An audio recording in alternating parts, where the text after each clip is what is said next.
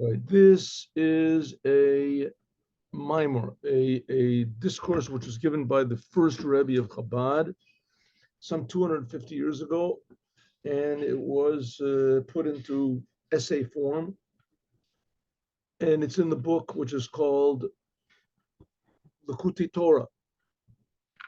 Likuti Torah, which is a compilation of books of these discourses on the Torah. And yesterday we finished this week's Torah portion, which is Bahalotcha, talking about the menorah and how it's made of gold and how the top is one with the bottom and the bottom is better than the top, so you shouldn't think you're better than anyone else, and etc. And that makes unity, and then Aaron can light up the lights, and that's the idea of fear of God and why it's a good thing. We discussed that. Then afterwards we discussed why it was that Moses said it was hard for him to bring fish to feed the Jews with fish when the Jews didn't even ask for fish. They asked for meat. We talked about that, the tremendously high level of Moshe, that he couldn't bring down into the world from anything lower than the essence of God. So, okay, then that we learned yesterday. Now we're going to learn about some the Song of Songs, from the Song of Songs. Song of Songs is 8 chapters written by King Solomon, and it's the only book in the Torah that has no simple meaning to it. It's all allegories and metaphors and mysteries and hints and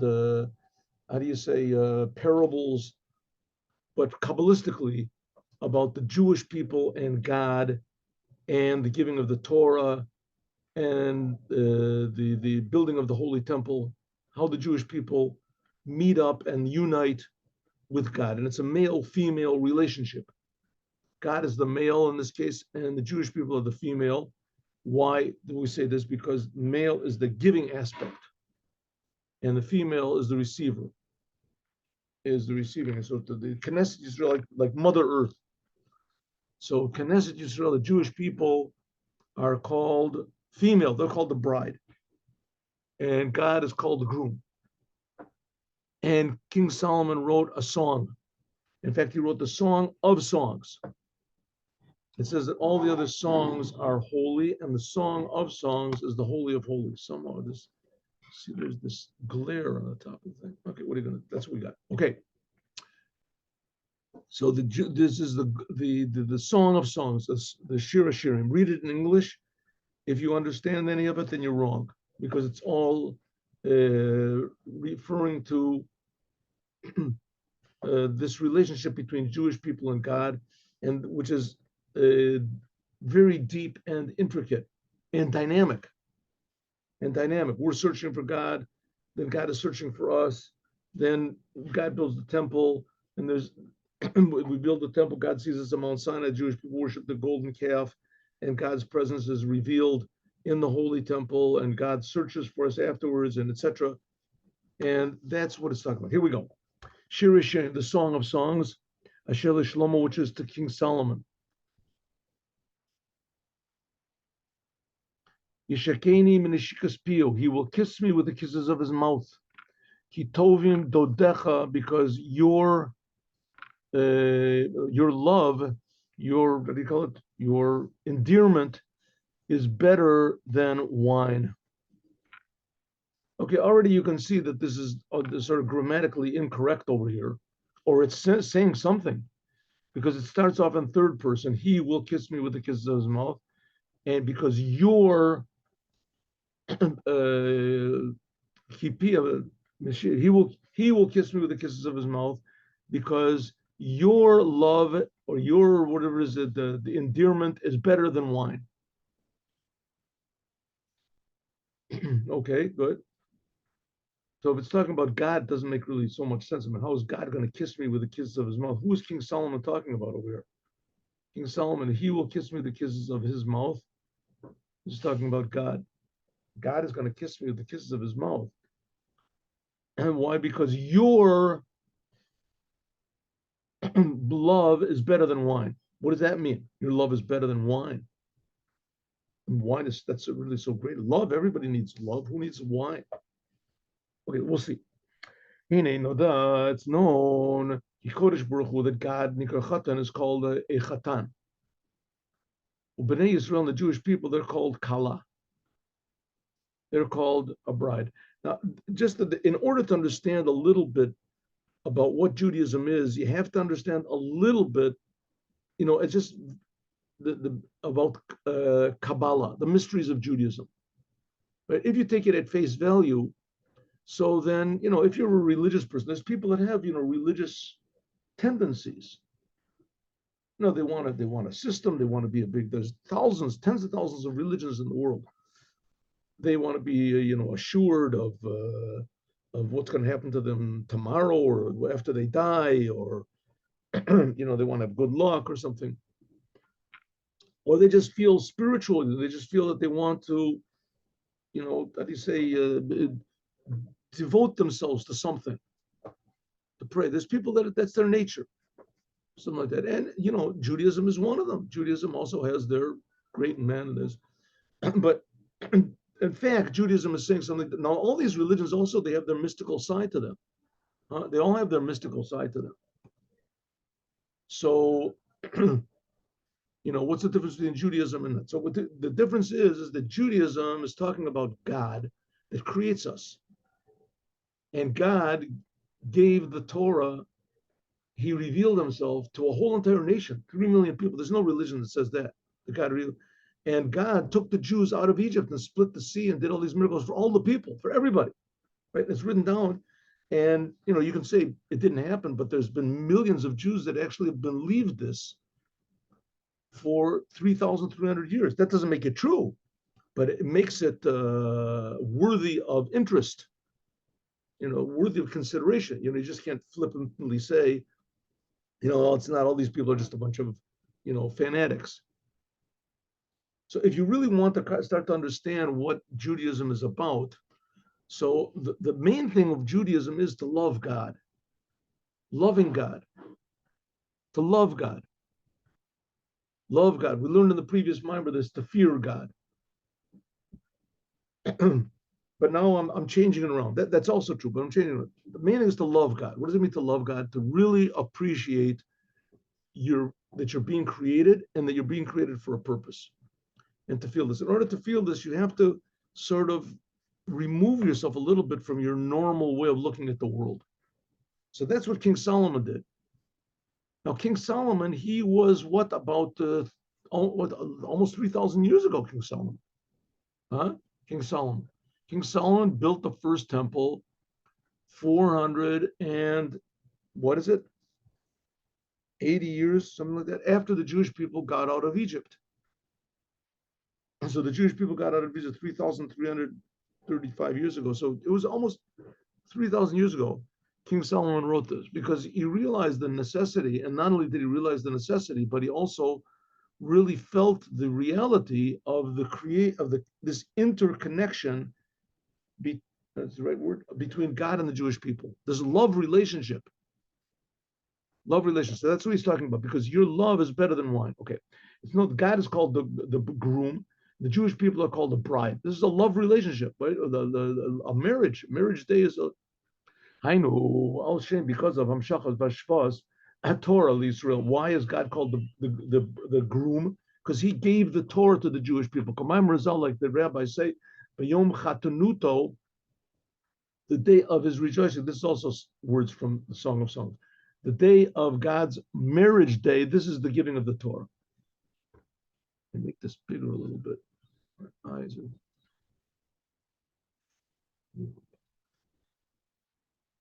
Is there anybody in the waiting room? I don't know. Let's see. No, I don't think so. No one's waiting. Menachem left because he said there's like nobody here. So. Oh, nobody here. Well, He's upset. He's upset. It's not your fault. A little bit late. But I mean, I can give the class to him alone. Didn't have to leave. He's not here for the other people. Okay. But okay. Listen, what can I do? I'm sorry. I did start a little bit late today. It's true, but okay. But he can watch it on the YouTube. Okay, we go. Look, and therefore, a person who makes a groom happy in a wedding. It says if you entertain the chatan at a wedding, you make him happy, say good things. Zochel Torah, you merit to the Torah. That's what it says. You merit to Torah. Shenitna b'hei kolos, that it was given in 5 voices. It says in the first parak of brachas, and it explains why. In other words, there's a connection between a groom and a wedding and the giving of the Torah. Ki chatan, the word chatan comes from the word to come down. Chot darga, to come down. Hainu yirida hamshachat or sof, bringing down the infinite light of God, lid labesh b'Torah, to be put into the Torah. Torah is just a book. But that's what I'm saying. You have to know a little bit about the inside of it, the soul. Oh, the soul. Knesset Yisrael, the Jewish people, this is the source. What is Knesset Yisrael? That's the source of the Jewish souls. But that's the source of the Jewish souls, and they are the bride. You can't call nitzus v'nitzus, and so it is every single spark of the Jewish souls. Befrat is a kala, is a bride. Why? Kala, there's 2 meanings of kala. Kala means a bride. The word kala also has a deeper meaning to it. One of them is lashon kilayon. Kilayon, which means mechaleh u'mevaleh akol milashon kepalpal. I don't know what this word is actually. Kala. I don't know, something. Okay, kala. Interesting. Okay. The Targum Yonatan, I don't know, I didn't see this before. I did this. I did. Okay, anyways, it means destruction, to be destroyed. Listen, kilayon. Targum Yonatan, ashitse, to destroy something. Hainu, lashon kilayon, to do away with something. But kach also, kala is kala b'petach. What does it mean? Destruction. Destruction, to be, how do you say, eliminated. Kala. A pirish gantin. Another one is also derech zeh. It explains also the same way, that it means to be, how do you say, eliminated.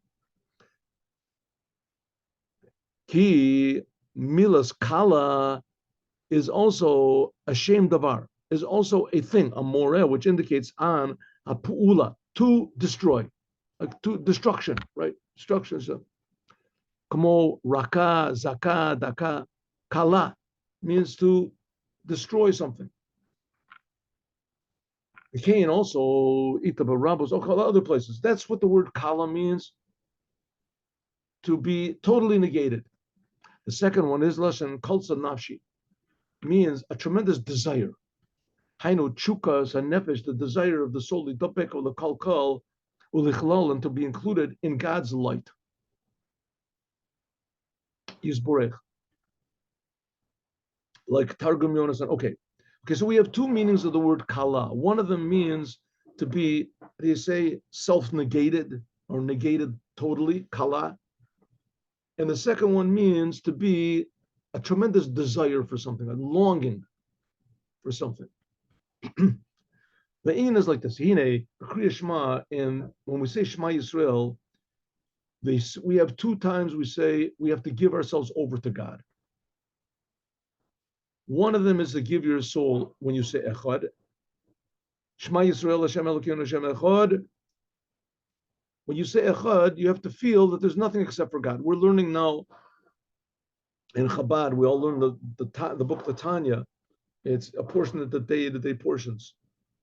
Until in the course of the year, we finished the whole thing. And now we're talking about how the oneness of God and how the world really does not exist in the way we see it. The world is being created all the time by God.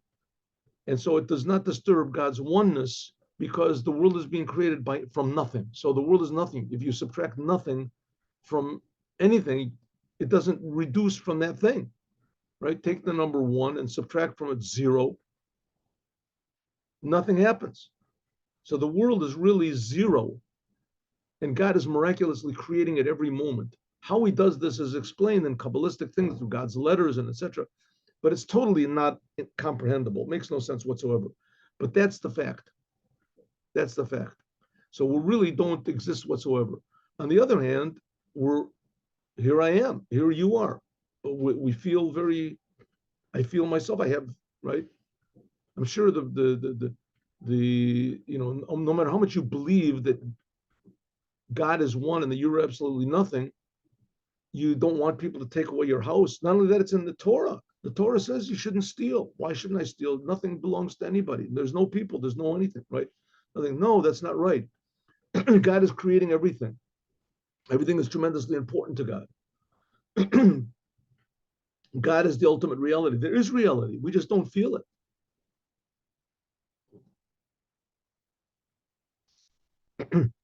So it says, when you do start to feel what real reality is, that we're being created and how much God loves us, He's creating us from love, how important we are, and how even our importance comes from the Creator. So we want to get closer and closer to the Creator.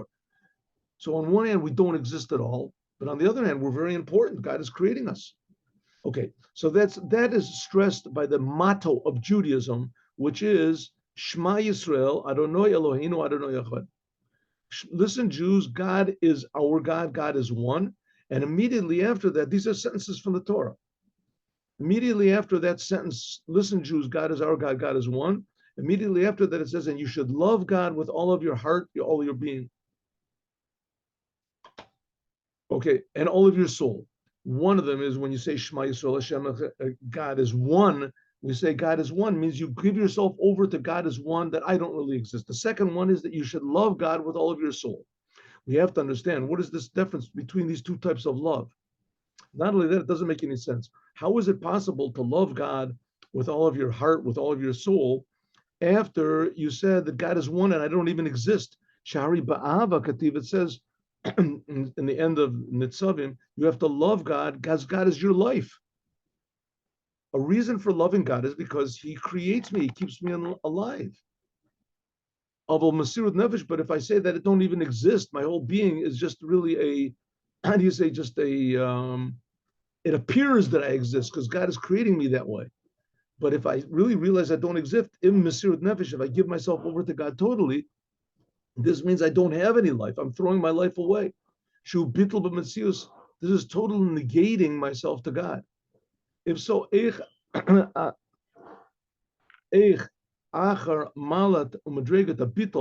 after a person reaches this tremendous level of total surrender to God, the echad, that I don't exist at all, and all that is God, how can it be possible that I can love God? There's no I to love God.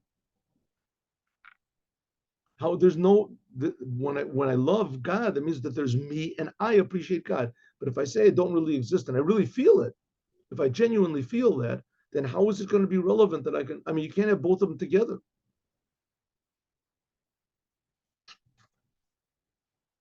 Okay, so again, what's the Rebbe talking about over here? Why is King Solomon writing a love song to God? What does that mean? What does it mean he's writing a love song to God? So here we're seeing God is tremendously precious and we don't appreciate him. And the more we start to appreciate the fact that God is creating us, is enlivening us, is creating everything. So anything that we think is, yes, valuable. Do you love anything? I mean, you love to eat, a steak or money. Everybody loves money, right?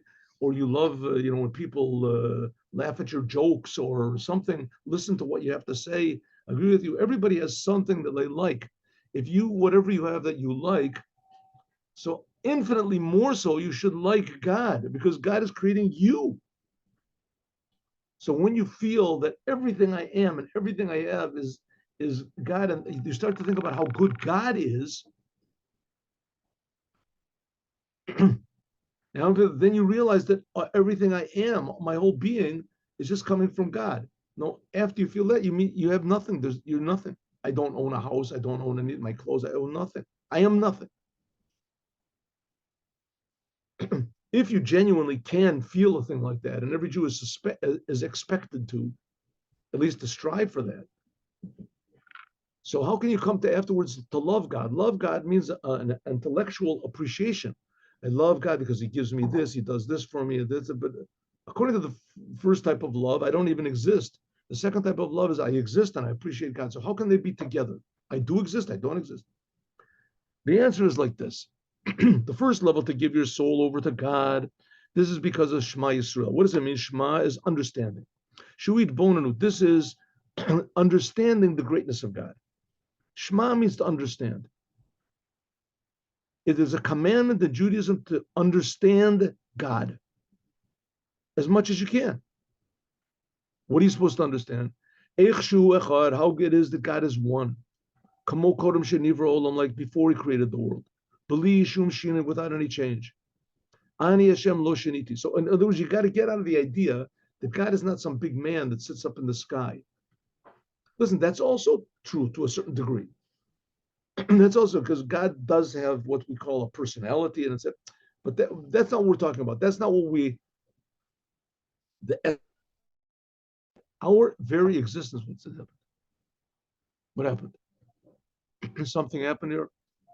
I 1 second, 1 minute. Yeah, we can't see you.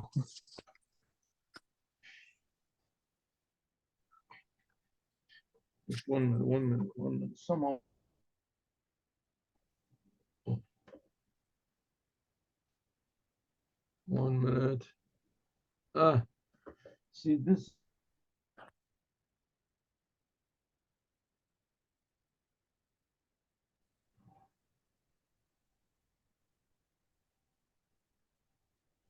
There we go. Back in the saddle. Here we go. So, what type of love of God? That's the motto of Judaism is think. That's the motto of Judaism. Think about God. Shema Yisrael. Shema means to understand. Think about, try to understand God. You say it's impossible. Why is it impossible? Here, you're being created. Here you are, where you exist. Your existence comes from God. Your existence is, you're alive. Your life comes from God. God is infinitely close to you. Try to understand that. You can't understand it. You can't get your hands around it. Okay, so that's the idea of Hasidut. That's the idea of starting to think about God. If you don't, then God just becomes, like we say, a big, sort of mythical, figure. What do they call it? The Iliad and the Odyssey, of a mythical figure.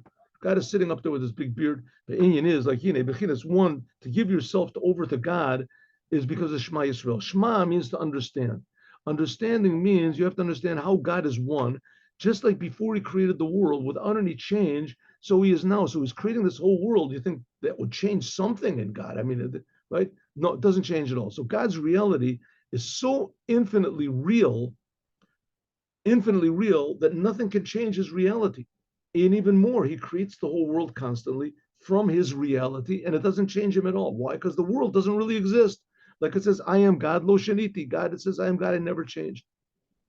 God, you are the same God before the world was created. Ani Rishon, God is the first, God is the last. Without me, there's no other God.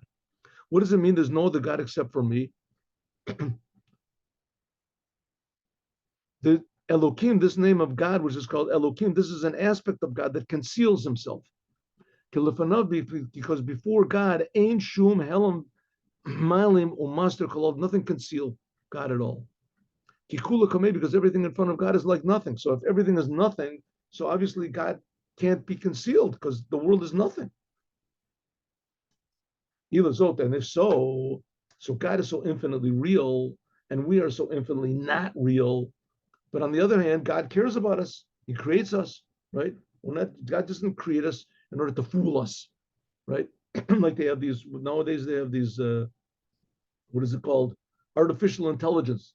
They have people that look like people and they act like people, and they play basketball. So they can do everything a human being can do, they can do maybe even better. Soon they'll teach them to play piano and to be this, who knows? But everything a human being could do. Some or other there's missing the human element, but they'll be able to put that in. Who knows what's going to be? But the fact of the matter is, these people don't really exist. Not only that, they have no appreciation. They can't appreciate the fact that they're being created. I guess that's sort of like the Sorcerer's Apprentice or Frankenstein monster or something, right? That they don't have any appreciation. They don't appreciate them being killed. the brain being created. I think maybe they can instill that somehow or other also. Here we're talking about we can appreciate the fact that we're being created. Not only that, these robots that are being created, they're not really being created. They just take metal and different things and put them together. And we're actually being created by God. Created by God. We don't feel it. Why? Because one of aspects of God is called Elohim. That's one of God's names. And he conceals over himself. But we're saying, if so, if so, what it means is you should not make hollow my holy name. Don't make an empty place. Don't make a vacuum. Liot davar nifrad, and to be separate from God. If God fills everything, God is everything. So don't separate yourself from that. God is not what you think. He's not this big white light or something that's going to negate the whole world. And he's our big enemy. And he's sitting up there telling us what to do, and we can't do what we want to. So who needs it?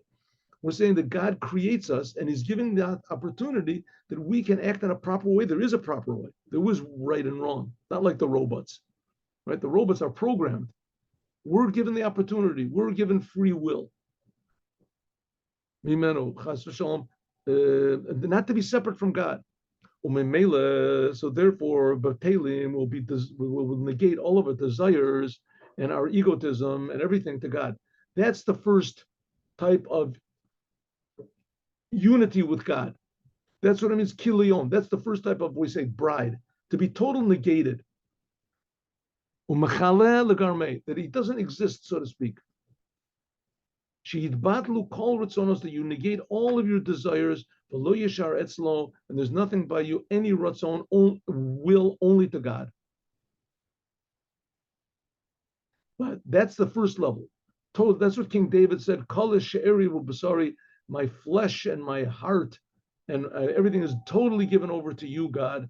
So to speak, I'm totally destroyed for you. I'm totally, how do you say, liquidated for you, God. Nothing. I'm being created by you. Everything I have, I owe to you. That's the first type.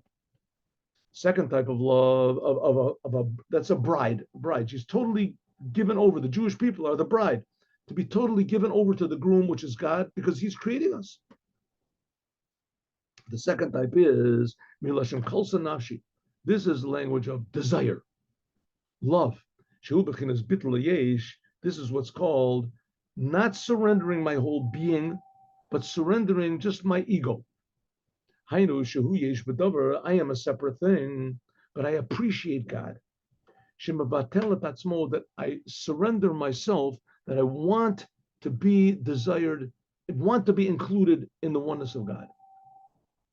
And therefore, mafsiking bein beis bechinas. You say Shema Yisrael, Hashem Elokeinu, Hashem Echad. This is the Jewish people of a commandment to do this. Say this twice a day.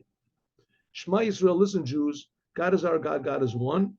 And then we separate with a sentence that's not written in the Torah. It says, Baruch Shem Kabod Malchuto L'Olam. Blessed is the glory of the name of the kingship of God forever and ever. This is what's called the lower unity of God. Malchuto, from God's kingship, Nitavu Kol Nivroim, everything was created, something from nothing. Lefi, because she'ein melech below am, because there's no king without a people.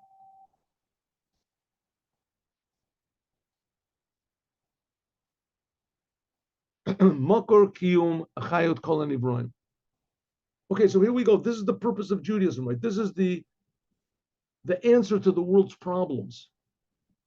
What's the answer to the world's problems, right? The greatest resource that the humanity has is humanity. Man has untold potential for good. Untold potential for good. People can make new inventions that all of a sudden take care of all of man's problems, right? They figure out a way to make, to live in the air. I don't know, to make from salt water, to make steaks, to make food, to make natural food, to make unnatural food. Somebody will come along and make an invention, right? The people can transport themselves telepathically. I don't know, something. People are the greatest resource for people. That's the great for humanity. Humanity. That's the idea of Mashiach. Mashiach will come. The whole idea of Mashiach is that every person should be the way God wanted him to be. with unique potential.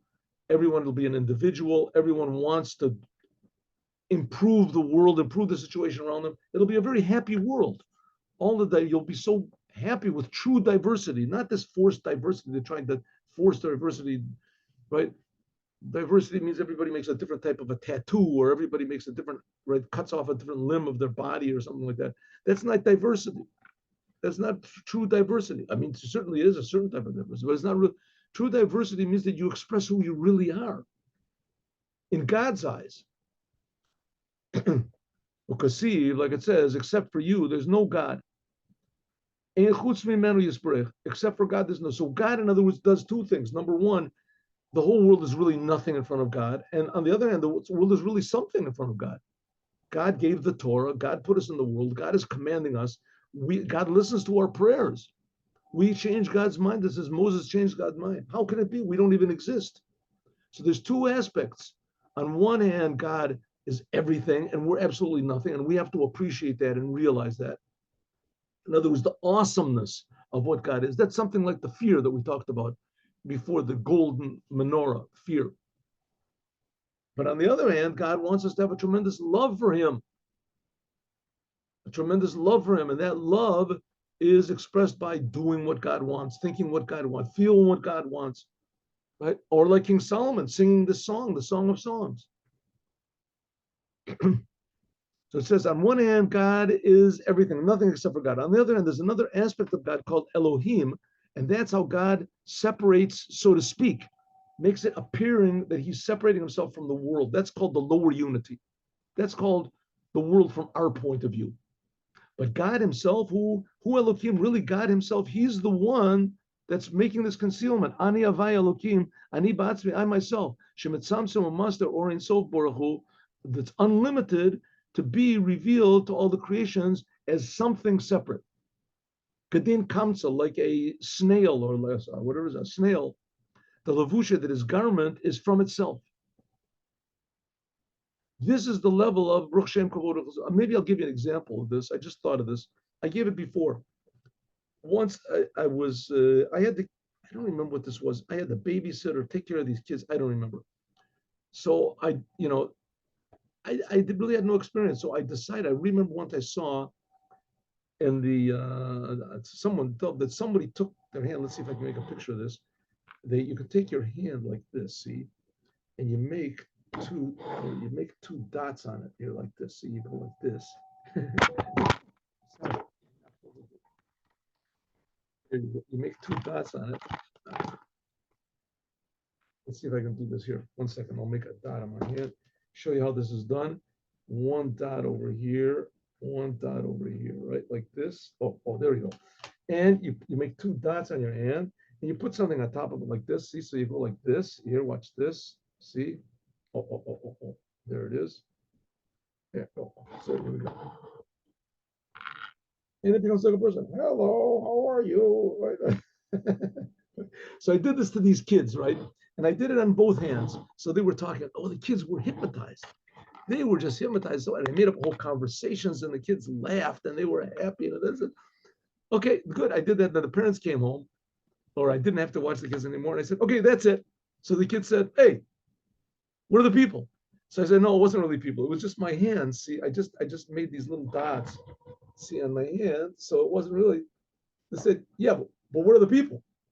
So I said, no, it wasn't really. So they couldn't really accept, the fact that I had taken these people from them. It didn't make any difference that there was, okay, why am I saying this? Because it's the same thing. God creates the world. And it seems that the world is something separate, just like it seems that this is really a person over here is really, talking and, hello, how are you? It really seems that there's something there. The world seems to be really here, but it's really not. The fact of the matter is God is creating it from nothing. But the big difference is that here I'm creating this man, and the man really doesn't exist. But when God creates us, we really do exist. We're not just, how do you say, a mirage. The world is not a mirage. If we compare our reality to the reality of God, then, of course, the world doesn't exist. We're just being created from nothing. But if we create, if we look at it from our point of view, and God wants us to have our point of view, and that's why He gave us the Torah, that we should have our point of view. So we really do exist, and we get.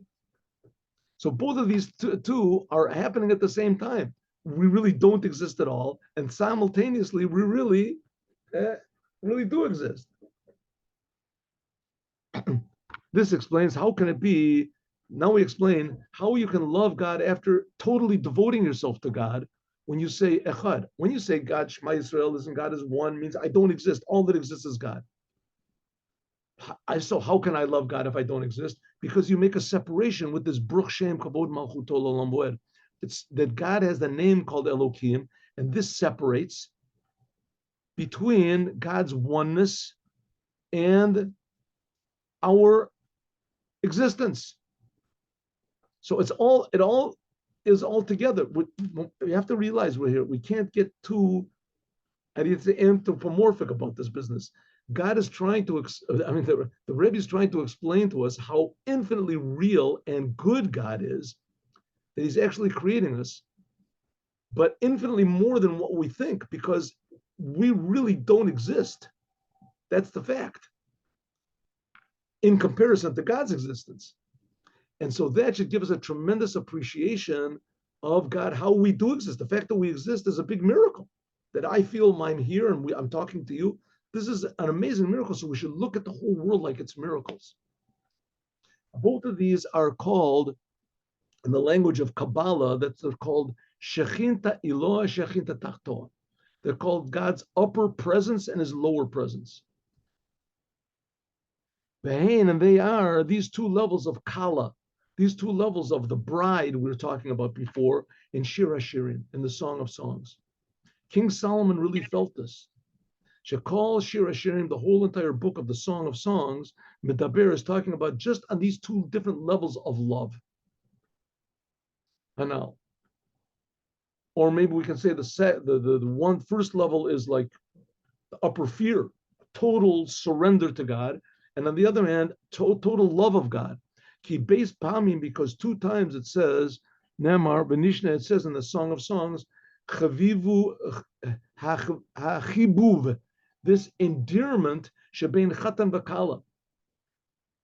It's talked about the endearment of a bride, a groom and a bride. For rumors, and it's hinted at the two levels of kala, these two levels of kala that we're talking about. That's the whole Song of Songs, is this love song between God and the Jewish people. So God is the male and the Jews are the female. We're the receivers. That's what's called the upper Shekhinah and the lower Shekhinah. Okay, here he explains according to Kabbalah a little bit what this is a little bit. Here we go. From these two levels of the bride, namely total, how do you say, surrender to God, and on the other hand, total love of God. Nimshach is done down two levels. There's from when we embody these two aspects of the bride, so this has an effect on God. And God draws down chatan. Now, if we say that nothing exists except for God, so how can there be a bride? The bride doesn't even exist. Nothing exists. The Jewish people don't exist, and nothing exists. It's all one with the oneness of God. This whole thing is just a big, how do you say, a big the bluff. So if so, how can there be a bride and a groom? So the Rebbe says it's much more incomprehensible than we can possibly understand, but that's the truth. When there was the Holy Temple, we felt this. Listen, in general, there's a lot of things which cannot be understood. And one of them is, this is all coming to a head now in our time. They're trying to make this woke movement up, which is devoid of anything that's, how do you say, not in our control. We don't have anything that's not in my control. No faith, no love, and no beauty, no harmony, and no happiness. No happiness. These people are outstandingly not happy. But they're not happy. At least in the hippie movement, the people used to dance around with flowers and stuff. These people are really not happy. Happiness comes from something happening that's not understandable. that's really good and it's above our understanding. Happiness. A joke is also to a certain degree like that, something unexpected, a joke, humor. We're talking about genuinely being happy, right? Something that's understandable. You see these pictures, these videos of little babies that they hear for the first time, huh? They hear for the first time. Oh, you see it. Oh, you feel happy yourself, right? Your tears of joy. What do you got to be? What are you happy about? What do you care? This kid, it's a video that was taken, 5 years ago, and it's not your kid. It's not your child, and it's not even having. No, you see it. There's something. It's not understandable. It's not understandable why it happens, right? But it happens. It's not understandable. It's a happy feeling. All these things. These are things. That's the idea of a wedding. A wedding. Everybody is happy in a wedding. What are you happy about in the wedding? A new couple is getting married. You have to make them happy. It's going to be a difficult life. Going to be challenges. Make them happy. Happiness comes from a source which is above normal. That's the idea of a wedding. And that's the idea of the relationship between God and the Jewish people and the Jewish people and the whole world. We're supposed to teach the whole world to be happy with every moment, never to be satisfied with every moment, to always be striving for more. But you can't strive or accomplish anything if you're not happy. You have to appreciate what you've got. How can you appreciate what you've got if everything you deserve everything? No, there's nothing. No one's giving me anything. I just got it. That's the idea of a chatan. The God is the groom, and He's infinite, and He's giving to us infinite gifts, and we are the bride. And not only that, when we appreciate it, that arouses two levels in the groom as well. God actually reacts to what we do. We don't exist, and God reacts to us, right? What did they say? There was a thing. I can't remember. I'm sorry, I can't remember. It's something like what? All right. Vizeu, that's what it is. Call mitzvahs. There's some sort of a interesting thing. Vizeu, that's what it is. Call mitzvahs chasanim mechupasan. That's what it means. The sound of the joy of the chatanim, of the grooms. This is one of the blessings and the wedding blessings. There's 7 blessings we say under the wedding canopy, and this is one of this, and it comes from the prophets. The song, the voice, the sound of the rejoicing of the grooms in their wedding canopy.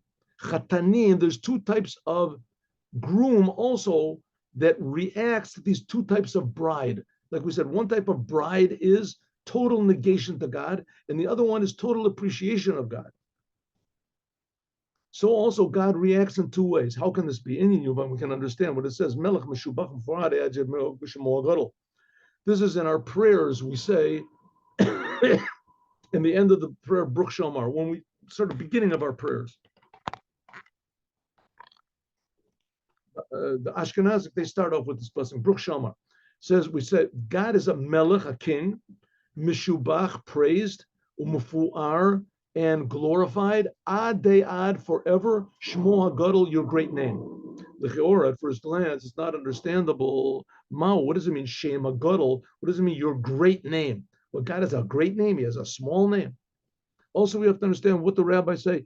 Before God created the world, God and His name were alone. What does it mean, God's name? When we say Kaddish, Kaddish is in a way the holiest prayer in Judaism. It's a praise of God. They say it after, it's called the mourner's prayer also, but it's really said in the time of prayer. It has nothing to do with dying, really. It's not a dead prayer. It's talking about just praising God. And it says that God, you are above any praises you can possibly have. It says Shmo Gadol, right? With God's great name. We're praising God's name. Yizgadol v'yizkada Shmei Rabbah, the God's great name. What does it mean, great name? How is it relevant that it says that God had a name? So one second. Before God created the world, God and His name were alone. How can God have a name before anything was created? There was no one to call His name. What does it mean, God's name? So we're going to have to stop this now because the class is ending now. But we can understand what it's known that God is called in the Gemara by the name of HaKodesh Baruch Hu. God is called HaKodesh Baruch Hu, the Holy One, blessed be He. That the rabbis chose this name and not all the other names that there are. There's a lot of names of God, like the Merciful One, the Kind One. right? The powerful one, the Almighty, because this shows that God is Kodesh. He's totally removed from any aspect of creation, even the spiritual. He's holy, means he's removed even from the spiritual. Ein Aroch, incomparable to the world.